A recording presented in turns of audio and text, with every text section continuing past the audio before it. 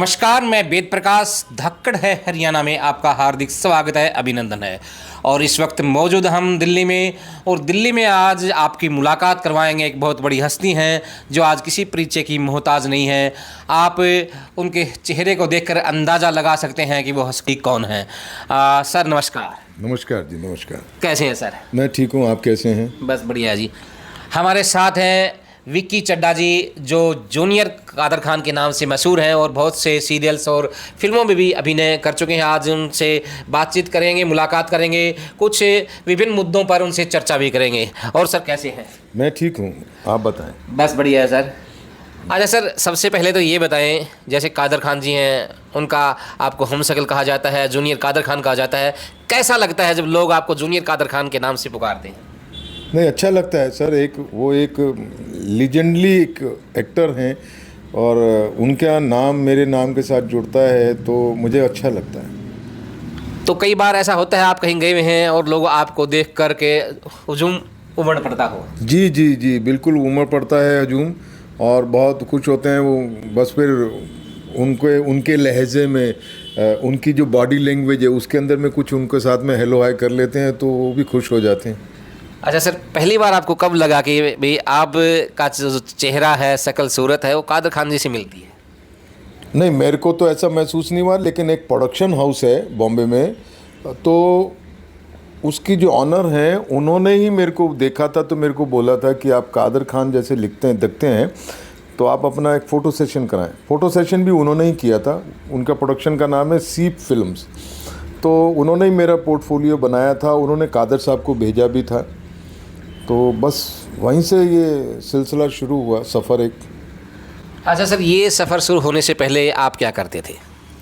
उससे पहले मेरा अपना बिजनेस था मेरे फादर का, मैं उसको संभालता था। और बस अभी तो तब यही था। तब मैं एक्टिंग लाइन की तरफ मेरा कोई ऐसा रुझान भी नहीं था, ना कुछ ऐसा कोई आइडिया था। मैं अपने आप में मस्त था। ये तो प्रोडक्शन हाउस ने मेरे को इधर किया तो फिर मेरे भी अंदर में एक लगा कि कुछ करते हैं, तो शुरू किया। सर एक्टिंग लाइन में कैसे आना हुआ? कैसे विचार बना भी मैं एक्टिंग कर सकता हूँ या मैं एक्टिंग करूँ? नहीं सर, मैंने कभी सोचा नहीं था कि एक्टिंग करूँगा। ये तो उस प्रोडक्शन हाउस की एक मेहरबानी है।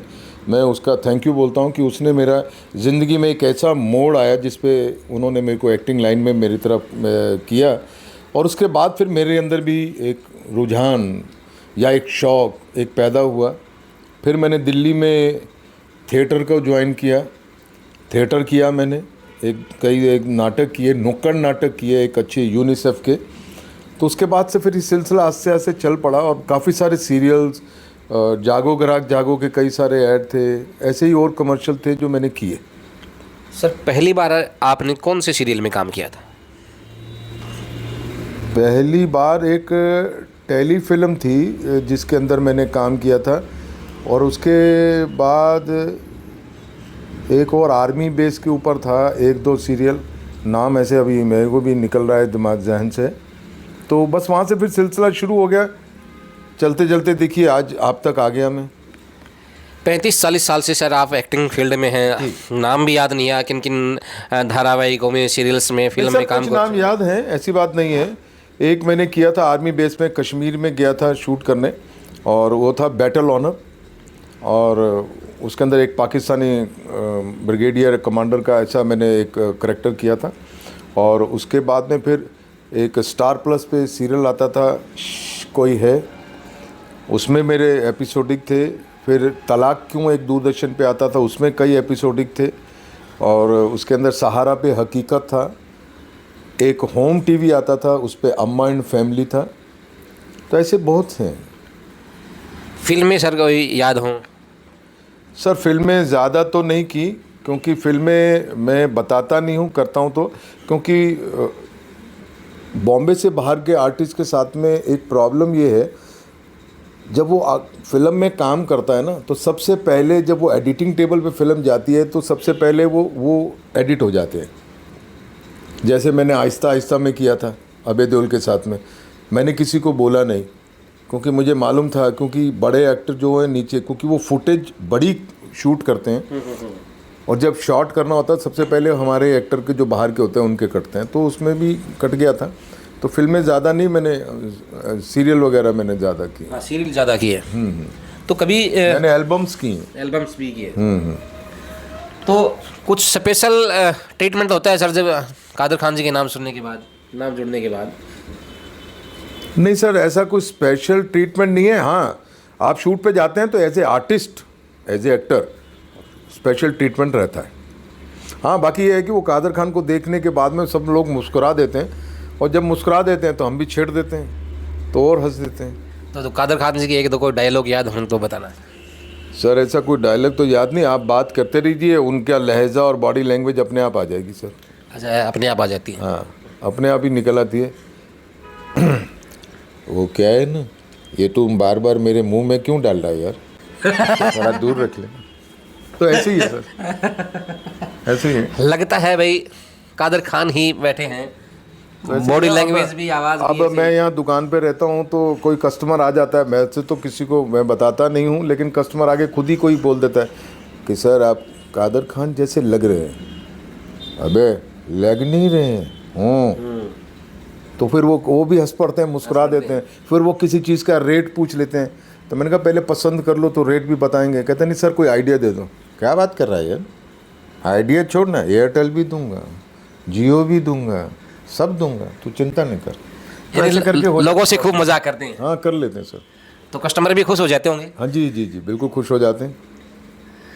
अच्छा सर, परिवार में, रिश्तेदारी में लोग भी काफ़ी पसंद करते होंगे फिर तो? हाँ हाँ, करते हैं सर, लेकिन परिवार और रिश्तेदारों में तो फिर एक वो है ना, घर की मुर्गी दाल बराबर हो जाती है ना सर। तो जैसे कोई शादी ब्याह का ओकेजन है तो स्पेशल आपको जरूर इनवाइट करते होंगे? हाँ सर, करते हैं। अभी आपको आना है और किसी की टाड़ हो जाओ। हाँ जी, बिल्कुल बोलते हैं। अच्छा सर, क्या कारण है, आज हम बात करते हैं दिल्ली की, तो दिल्ली में भी पहले बहुत फिल्में शूट होती थी, सीरियल भी होते थे, लेकिन आजकल नहीं लगता कि भी कुछ कम हुआ है? नहीं सर, ऐसा है, दिल्ली जो बेस थी वो दूरदर्शन पे बेस थी, कमीशन सीरियलों पे बेस थी। दिल्ली का जो आर्टिस्ट है आज वो बॉम्बे जा चुका है, जो अच्छे आर्टिस्ट हैं वो बॉम्बे जा चुके हैं, बॉम्बे में काम कर रहे हैं, अच्छा काम कर रहे हैं।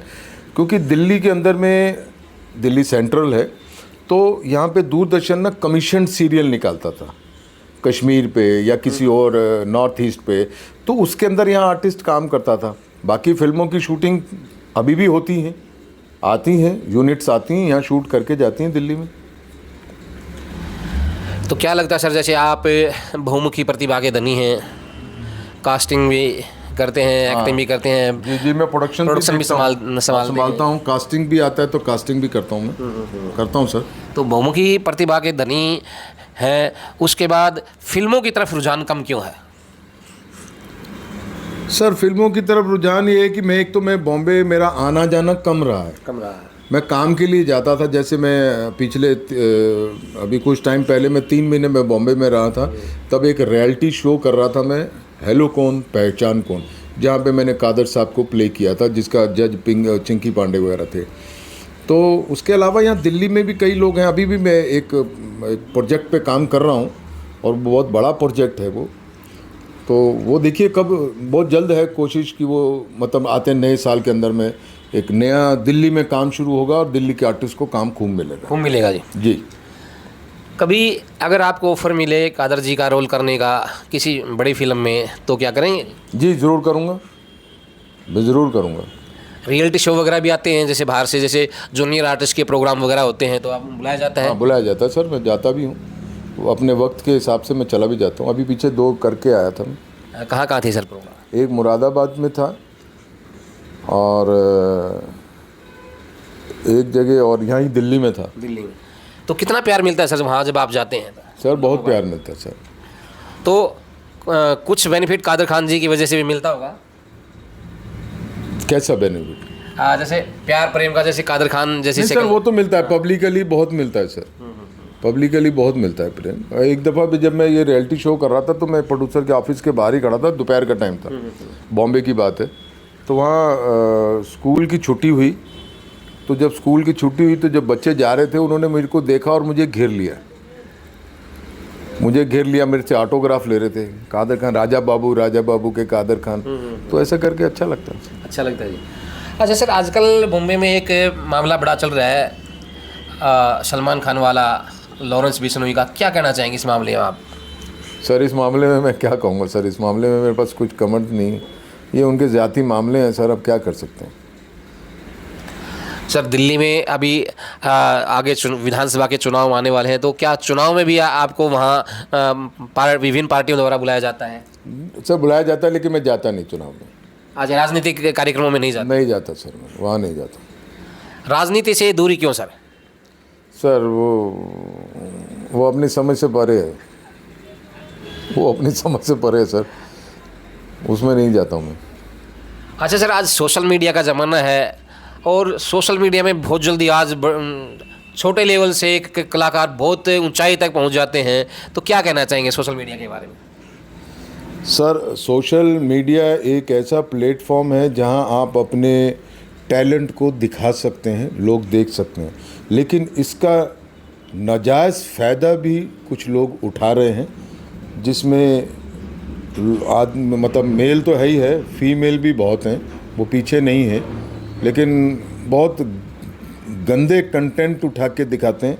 वो ये नहीं देखते कि इस नेटवर्क को, इस सोशल मीडिया को बच्चे भी देखते हैं, वो इस चीज़ का बिल्कुल सोचते भी नहीं है। और गंदे गंदे से कई कुछ मियाँ बीवी ऐसे हैं जो गंदे से कंटेंट बना के डाल देते हैं। तो कई जगह तो ठीक है, अच्छा है लोगों को, लेकिन जो टैलेंटेड है, जो अपना टैलेंट दिखाना चाहते हैं, उनके लिए सोशल मीडिया बहुत अच्छा है। वो अपना टैलेंट, क्योंकि कई जैसे महिलाएं हैं जो घर गृहस्थी में बिजी हैं, लेकिन उनके अंदर भी कुछ टैलेंट छुपा है जो वो नहीं दिखा पाई, वो इस पे दिखा पाती हैं। पता लगता है कि हाँ भाई कुछ है, इनमें टैलेंट है। ऐसे ही हैं कुछ लोग। तो ऐसे लोगों को क्या कहना चाहेंगे सर जो गलत परोसते हैं? सर पहले मैं ये कहूँगा, इंस्टाग्राम को चाहिए ये देखना, क्योंकि इंस्टाग्राम पे मैं रहता हूँ, तो इंस्टाग्राम पे मैं देखता हूँ, तो इंस्टाग्राम को ही चाहिए कि ऐसे लोगों को बैन करें, उनके कंटेंट वहाँ से हटाएं, साफ़ सुथरी सी एक रखें, ताकि लोग आराम से बात कर सकें और मिलजुल कर सकें, बाकी को नहीं। सर जैसे दिल्ली के साथ लगता हरियाणा है, हरियाणा में भी फिल्में बहुत बननी शुरू हो गई हैं, OTT प्लेटफॉर्म भी स्पेशल हरियाणा के बने हैं। तो क्या कभी हरियाणवी की तरफ से भी ऑफर आया है? हाँ, एक मैंने हरियाणवी की फिल्म की थी, उसके अंदर मैं वो नाम उसका भी भूल रहा हूँ, उसमें मैंने उसके मतलब एक मामा भांजे का करेक्टर मामे का किया था मैंने, वो दिल्ली का ही प्रोड्यूसर थे। अच्छा। एक किया था हरियाणवी का, एक ही किया था। तो अगर हरियाणवी में भी अगर आपको ऑफर मिलते हैं तो क्या करेंगे हरियाणवी में? जी बिल्कुल करूँगा, क्यों नहीं करूँगा। तो हरियाणवी बोल लेते हैं सर? सर वो बोल लेंगे उस वक्त में। अच्छा, बोल लेते हैं। हम बोल लेंगे सर, वो तो वो आपकी स्क्रिप्ट है जो आपका लिखा होगा वो बोल लेंगे, उसमें कोई ऐसी बात नहीं है। बोलने को तो बिहारी भी बोल लेंगे। अच्छा, बिहारी भी बोल लेते हैं? हाँ हाँ बोल लेंगे सर, वो तो स्क्रिप्ट के ऊपर है ना, जैसे स्क्रिप्ट आएगी वो वैसा बोल लिया जाएगा। अच्छा सर, नए बच्चे जो इस फील्ड में आते हैं उनको क्या कहना चाहेंगे? सर नए बच्चों को मैं ये कहना चाहूँगा कि वो सबसे पहले अपने टैलेंट को अपने घर में ही चेक करें, और वो कुछ भी दिखाना या करना चाहते हैं, पहले शीशे के सामने खड़े होकर पहले वो अपने आप को टटोलें, उसके बाद कदम बाहर रखें। नहीं तो बाहर तो सब नाजायज़ फ़ायदा उठाने के लिए तैयार हैं। और आज का जो बच्चा है वो पहले किसी प्रोड्यूसर के पास जाता है या किसी डायरेक्टर के पास जाता है, वो पहले तो ये पूछता है मुझे पैसे कितने मिलेंगे। भाऊ जी, हम जब से कहा हम गए थे लाइन में, तब तो हमको पैसे नहीं भी मिले तो भी हम काम करके आए थे, लेकिन आज का बच्चा पहले ही पूछ रहा था पैसे कितने मिलेंगे। तो प्रोड्यूसर क्या कहता है, भैया पहले अपना टैलेंट तो दिखा ले। और टैलेंट होता नहीं है और वो भटकते हैं, वो फिर घर वालों को भी परेशान करते हैं कि पैसा दो, मुझे जाना है या आना है, या वो बेचो या फलाना। मैं अक्सर अभी तो नहीं, लेकिन काफ़ी टाइम पहले मैं मंडी हाउस में, हम लोग आर्टिस्टों का सब लोग एक शाम को इकट्ठे होते थे, तो वहाँ कई बच्चे आते थे, पूछते थे कि सर हमको काम मिला। भैया पहले अपने टैलेंट को तुम खुद पहले परखो कि तुम क्या कर सकते हो, उसके बाद फील्ड में आओ, ऐसे घर के बर्तन मत बिकवा दो। कादर खान का कोई भी एक डायलॉग दर्शकों को सुनाए, कोई भी जो आपको याद हो। नहीं, कादर या कभी कोई आप ऑडिशन देने के लिए गए हैं और प्रोड्यूसर ने या डायरेक्टर ने आपको कादर खान जी का कोई डायलॉग दिया हो?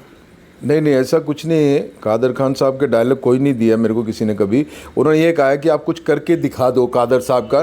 तो उनका यही होता है कि क्योंकि कादर साहब का एक खासियत ये रही है कि वो अकेले कभी कुछ नहीं किया उन्होंने।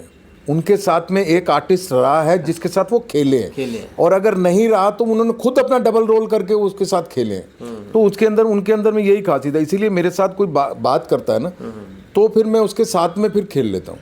अकेले में तो कुछ नहीं। अब मैं जनाब पब्लिकली जैसे अब ये बैठे हैं कोई, आंख फाड़ के क्या देख रहा है भाई, मेरा फेसबुक भी है, इंस्टाग्राम भी है, मेरे को फॉलो करना है करना। तो सर ऐसे करके हो जाता है। बहुत बहुत बढ़िया मुलाकात रही जी, आज अच्छा लगा आपका। शुक्रिया। और हमारे दर्शकों को भी राम राम कर दो। सर मैं हरियाणा का बहुत बहुत शुक्रगुजार भी हूँ। आज वेद जी आए हैं मेरे पास में, इंटरव्यू मेरा ले रहे हैं, तो मैं वेद जी का भी बहुत बहुत शुक्रगुजार करता हूँ। और हरियाणा वालों को सबको मेरी नमस्कार है, जय हिंद है।